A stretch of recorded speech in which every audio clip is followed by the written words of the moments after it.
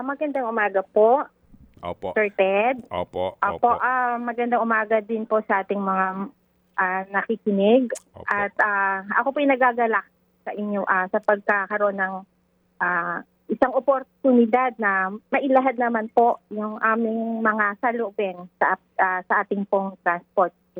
Opo. At akin pong kasama ngayon si Chacha. Ano po, ipauubaya ko po mga unang katanungan sa kanya ngayon. Sige, go ahead Chacha. Si Ma'am Marilen ay nasa linya na ngayon. Yes po. Ma'am Marilen, una muna, ito pong requirement ng DOTR at LTFRB na lalagyan po ng GPS itong mga PUV na sasali po dito sa service contracting. Malinaw na po ba sa inyo kung sino magpo-provide? Meron na po bang naging ugnayan sa mga ahensyang involved sa magpapatupad po nitong service contracting? Actually, Ms. Chacha, hanggang sa ngayon po ay wala po kami natatanggap na guidelines, MC or Memorandum Circular regarding po sa Service Contracting 6 na sinasabi po ng gobyerno. Hanggang sa ngayon po.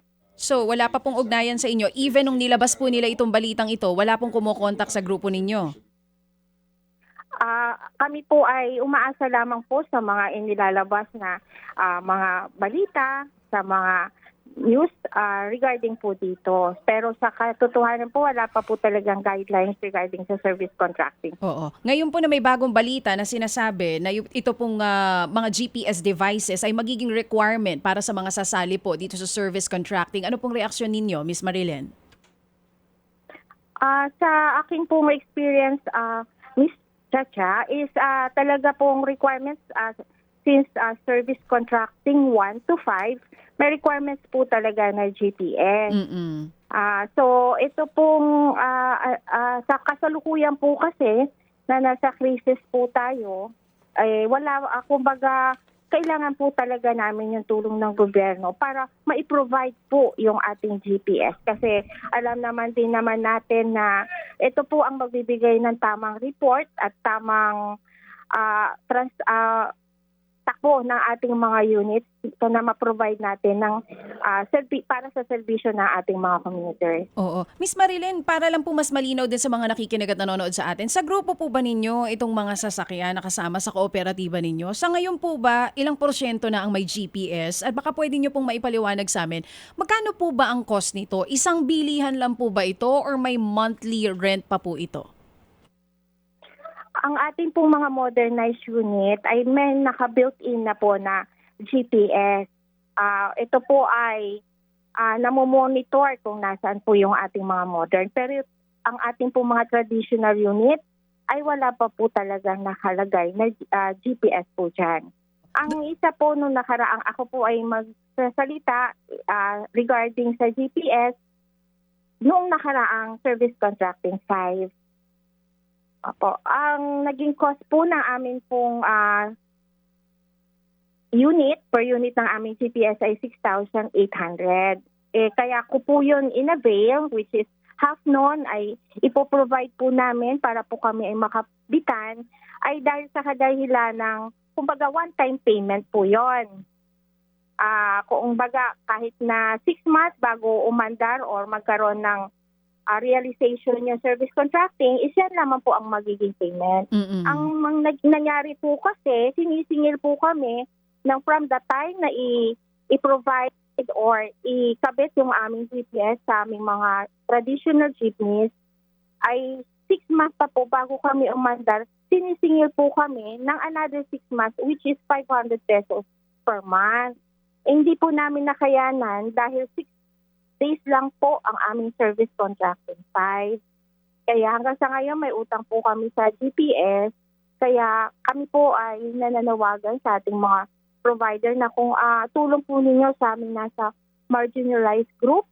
Kasama po kami doon, ang vulnerable group. At ang ating pong bottom 40, kasama po kami sa tinatawag na nasa state of emergency dahil sa ating crisis sa energy, na kami po ay tulungan at i-provide na. Kung hindi man po talaga ma-provide ng ating gobyerno ang ating pong GPS, ay sana po ay babaan at magkaroon ng pag-uusap para ma-subsidize na po ang GPS amount, or kung pwede po sana ay i-provide po nila na ikakaltas na lang po siguro dun sa amin pong kikitain. Na para po maramdaman naming mga nandito na talagang apektado po kami. Kami po, in a simple word, naghihirap na po ang transport group. Sobra na po. Ang tinatawag po nila na vulnerable group na kasama na po talaga ang mga operators na kung wala pong mga tatakbo na mga drivers, wala rin po kami kita. Sama-sama po kami dito talaga na hindi na po talaga halos makaraos sa araw-araw po namin. So Miss Marilyn, ang malinaw doon po sa naibahagi ninyo, 6,800 yung pong binayaran nyo nun sa GPS, pero may singil pa na monthly. Magkano po yung monthly na sinisingil? 500 po since November to May. Oo. Kasi po May na po kasi na nag-run yung service contracting that time. So 6 na buwan po na magbabayad ng 500, pero after 6 months, wala na pong ibang kailangan bayaran. Wala na po kasi syempre po stop na po yung na pull out na po yung mga GPS. Oo. Ma'am, nung pong pinarating niyo yung concern nyo sa gobyerno or naiparating nyo na po ba ito sa kanila formally? So may mga consultation na ibahagi po namin ito pag nagtatawag sila.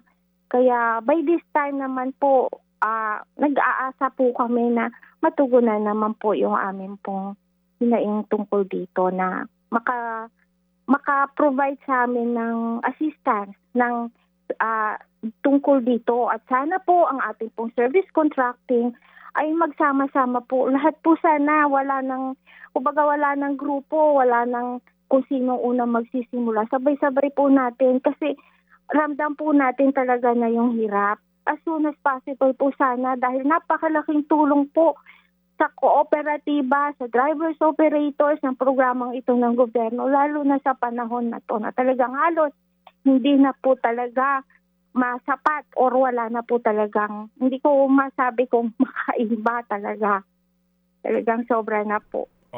Marilyn, sa inyo bang grupo ngayon, ilan ang meron ng GPS at ready para nga sa programang ito na gustong ipatupad ng DOTR? 5 units lang po, Sir Ted, kasi yung lang po yung aming modern unit. Ang karagdagan pa po na 63 traditional units ay wala pa pong GPS. Okay, so sa ngayon dahil 5 lang ang ready, 5 lang ito kung sakasakali ang makakalahok sa programa. Nakapagparehistro na ba itong 5 ito? Hindi pa po, Sir Ted, kasi unang-una po, wala pa pong guidelines, paano po ang requirements, paano po saan ipaparehistro, at kung ano po yung aming gagawin. Nakaantabay po kami sa guidelines at kung ano man po ang guidelines na ibibigay ng gobyerno po. Okay, pero sa programang ito, kabisado nyo na ba kung magkano ang kitaan dito kung qualified nga lumahok ang inyong miyembro na may GPS? Ang binabanggit nga kasi para sa mga modern jeepney at mga UV at mga pangkaraniwan na jeepney, sa modern jeepney 40 pesos per kilometer. Sa mga pangkaraniwan o traditional 30 pesos per kilometer ang pwedeng kitain. Ito ba ay nakwenta nyo na? Alam nyo na ito? Opo, Sir Ted, nabasa ko na rin po yan na ang ating pong traditional ay 30 pesos per kilometer for maximum na 100 kilometers. Yun po yung parang pinaka maximum na tatakbuhin na ating pong mga units at 40 pesos naman po sa mga modern units po. Oo, pero sa loob ng isang araw, nakakailan bang kilometro ang mga bumabiyahing mga miyembro ninyo? Opo, 112 po kasi meron po kaming 28 kilometers ng round trip na aming pong ruta sa dalawang ruta po namin. So kapag po nagdalawa sila sa umaga at dalawa sa gabi, 112 po ang kanilang araw-araw na talagang tinatakbo po. Which timely naman po, sapat na naman na po yung 100 kilometers na masusubsidize ng government or magkakaroon ng additional compensation para sa ating mga drivers at syempre sa ating mga operators at kooperatiba po. Okay, sige. So, kung walang GPS, hindi talaga pwedeng maipatupad ng programa. Do you agree? No po. Go ahead. Hindi po. Kasi Bakit? kami pong mga compliance na sa gobyerno, unang-una pa lang po ay talagang sumunod na po kami. Sa amin po, bilang mga andito na namumuno at nagagay sa ating mga operators at drivers, pwede po tayong magkaroon ng isang honest na pagtatala ng daily trips. May tinatawag po kaming daily trips, Sir Ted. Mayroon po kami dito sa aming loop, dito sa May Muñoz Market. Maglalagay po ng parang table doon na mag-a-assist sa mga drivers po natin kung anong oras po sila pumunta or umikot that time. And then doon din po sa dulo, mayroon din po kami doon na maglalagay din po, pipirma po yung ating driver kung anong oras po sila nakarating doon sa dulo sa May Vito Cruz po. Ganon din po ulit ang proseso hanggang sa 8 ikot or 4 round trips yung ating mga driver.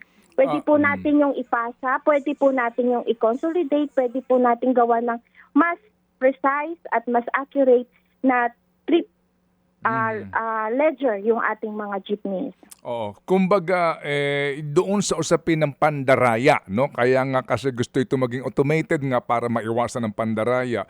Paano natin kaya magagarantiya kung sakasakali man, Marilyn, na walang mandadaya sa hanay ninyo? Opo. Sa amin po, bilang andito po sa kaya po namin na i-monitor, maglagay ng kagaya po sa carousel, meron po silang MMDA na nakatalaga doon. Siguro meron din silang maibibigay na iba pa na kumbaga paraan or na magmo-monitor regarding that. Para po kahit po papano, maisa na po or medyo magamit na sa ibang bagay yung mapupunta sa payment ng ating pong GPS. Oo, sige. So again, ang GPS na inyong kausap ba, yung provider nito, magkano ulit per unit na sinisingil at saka magkano ang monthly? Sa last, po tayo Sir Ted, sa last service contracting, 6,800 po and then 500 po monthly. Walang discount? Wala man lang as in, gaano ba kalaki yung gadget na iyan? Ano ba itsura niyan, Marilyn? Maliit lang po yan. Actually, SIM card lang po ng ating mga SMS ang inilalagay lang po dyan. Kaya ako naman po kasi after yung 6,800 is ayaw ko po nung mayroon pang monthly. Kasi medyo na puforsi ko siya na hindi naman agad-agad magtuloy-tuloy or agad mapapatupad yung service contracting. So, in my mind, is one-time payment is mas matipid ba kesa doon sa mayroong monthly. Pero lately, nung nagsingilan na, isinasama na yung monthly, which is 6 months nga kami pong naghintay. Oo nga, no? Sana nga. Anyway, baka naman kayanin ng DICT na yan, no? Kung sakasakali. Tatawag kami sa DOTR dito sa inyong concern na ito. Pero baka nakikinig ngayon sila Secretary Banoy o nakikinig ang Malacanang. Baka may panawagan kayo. Go ahead, Marilyn, please. Opo. Higit po sa lahat, maraming salamat po sa ating pong Pangulo sa provide ng ating pag-sign ng ating pong State of National Energy Emergency in the Philippines, aiding us sa essential services ng transport kasi nakita po na talagang napakahalaga ng transportation para sa ating pong bansa. At kami po ay umaasa sa ating pong DOTR Secretary Banoy na sana po ay matalagang kami pong mga nangangailangan ng tulong ang pinaka number 1 na mabibinipisyuhan ng ating pong programa. At salamat po sa mga paraan ninyo, sa mga initiatives ninyo na kami po ay mapakinggan.